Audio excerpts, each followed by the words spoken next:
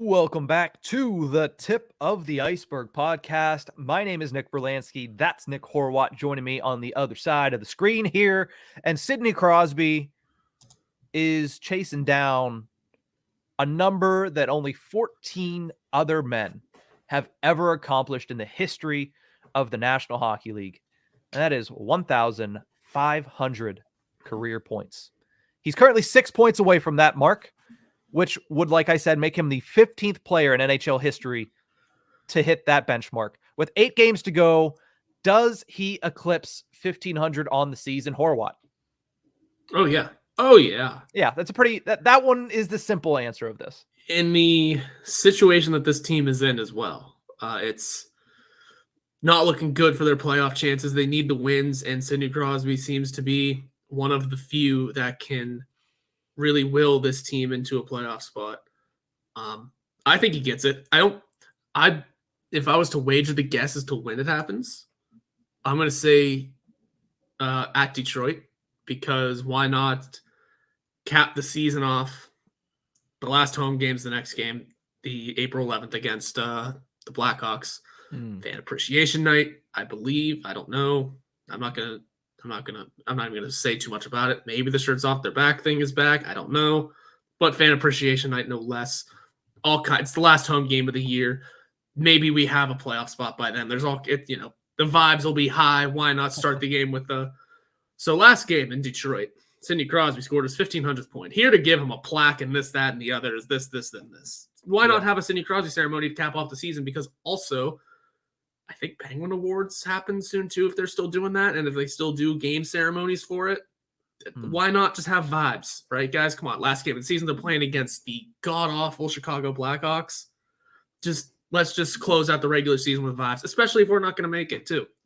There's even that in there too. If they're not going to make it, why not try and end on as high of a note as possible? Mm-hmm. So I'm thinking it happens in Detroit. That's just my storybook ending, per se. Mm-hmm. 6 points to go. He would need to have at least 2 points per game for my scenario to happen. But doesn't it just feel like anytime Crosby's coming up on a milestone, the Flyers just sit there just enough games down the schedule? Just waiting for it. Yeah, my scenario went a point per game. I like your idea too of it being. Well, because after that game in Detroit, you know he's going to be more fired up because the entire team did not show up. And I talked about it on yesterday's Penguins to Go. That's on him.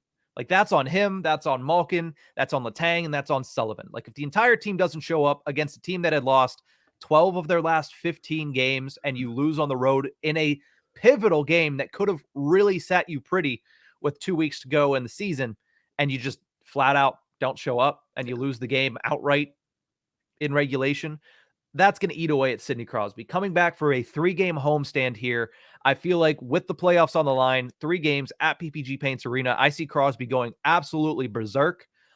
Obviously, tonight's game is the response game. Saturday, he always gets up for Boston. Mm-hmm. And everybody has to. Like, you need to make the playoffs. Boston is looking to chase down history, so they're not going to come in and take it easy on you. That's going to be, in my opinion, a really, really pivotal game to the Penguins playoffs, because if they can steal a win against the Boston Bruins when they're chasing history, I think that's going to go a long way in getting them into the postseason. So with that in mind, I see Crosby, because he scored his 500th goal against the Philadelphia Flyers. I see him getting number 1,500 against the Flyers as well. But also, if you want to bring the celebration, the ceremony into it, the Penguins go on the road against the New Jersey Devils 2 days later. Obviously, they won't be doing that at Prudential Center. And then they play the Minnesota Wild on Thursday, where good old buddy Marc-Andre Fleury and general manager Bill Guerin will be in the house, probably. I got one more for you. If all things go well, that's Sunday against Philadelphia's Chris Letang's 1,000th game. Well, forgot about that one. Yeah. I haven't been looking at game totals, but yeah, that would be something. His 5th, I don't know. That'd be kind of mean, because like Chris Letang 1,000th game, obviously there's going to be a lot of fanfare. Obviously the ceremony is going to be there. Crosby scoring his 1,500th. It's storybook. We're in a season where there's been a lot of storybook things happening. I'm just picturing like Crosby the Letang in overtime for 1,500. First of all, why are we in overtime against the Flyers? Well, like we said, I was thinking storybook, and that's where I went with it. You're right. But secondly, I'm picturing the photograph after the game. They're both holding their pucks. Because here's the thing, break too. it in half. You could do that. The Penguins they have a weird history of multiple milestones occurring at the same time. Yeah, I think, what was it? I think 3 players hit, it was 500, 600, or Mario and Ron Francis were 2 of them, and I think Joey Mullen all hit 100 of something on milestones on the same night. Mm-hmm. I think there's another one that I'm forgetting. This could just add to it. There's a lot of fun that could happen on that Flyer game if all goes well. Sidney Crosby would have to go on a tear, though, too. And all things have to go well for Chris Letang. 2 points a game for the next 3 games. It's not out of the realm of possibility, especially for Sidney Crosby, especially with the season on the line and games at home, too. Yeah, you're totally right. And then you're right about... It'll certainly help if he scores 3 or 4 against the Predators tonight. That would be nice. Yeah, and then it certainly helped. And I like the idea of, can we get Fleury to be a part of the ceremonies? Are we allowed to do that? I mean, he'll be out on the ice likely. Yeah. I mean, yeah, and I'm sure there'll be he might be backing up because Philip Gustafsson, great Penguins former prospect, is also over in Minnesota. So that could be a little fun little ceremony too. So yeah, can we get Kalen Addison and Philip Gustafsson to just come over and give Crosby his plaque? What could have been for the Pittsburgh Penguins? No, I'm just kidding. I really like Jason Zucker. But the other question I want to ask is this a little player projection here? Will Crosby score more or less next season than he does this year? Already at 85 points with 8 games to go. Do you think he eclipses that in 2023-24? Well, let's see. So last year he only had 84 points. He's already surpassed his number from last year. Yeah. But he was also injured at points last year. Hey, in 69 games, he did that last year. And 74 this year is at 85. So I guess that the rate is kind of dropping a little. I would say he does score less just because time hides from no one. Yeah. And this isn't saying that Crosby's going to go under a point per game or lose his momentum, but just maybe it's only slightly less.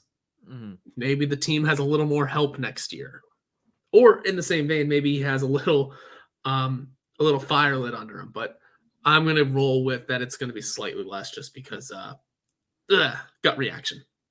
Yeah, with 85 points already, and we just finished talking about how he's going to go on the tear in the next 8 games. I said he was going to have 2 points per game over the next 3.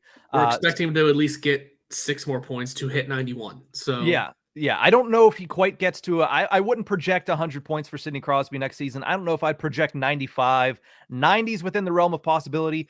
I do see him getting to at least 85 though, because I also think, whether or not you get a good general manager in here, I do think the team will look better around Sidney Crosby next season. I think there's a little bit more room to breathe, especially if the cap ends up going up the $4 million that some people are projecting.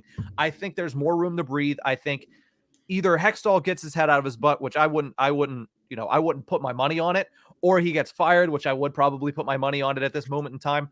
I think the team around him is going to be better. I think that gives the opportunity for Rickard Rakell to either play the full season with Crosby or Brian Rust to have a bounce back season, because I don't think Brian Rust is going to have a year as bad as he has this year once again. So I think the team around him is better. I think the power play is better next season. There's a lot of reasons that go into that. So I think he gets at least 85 points.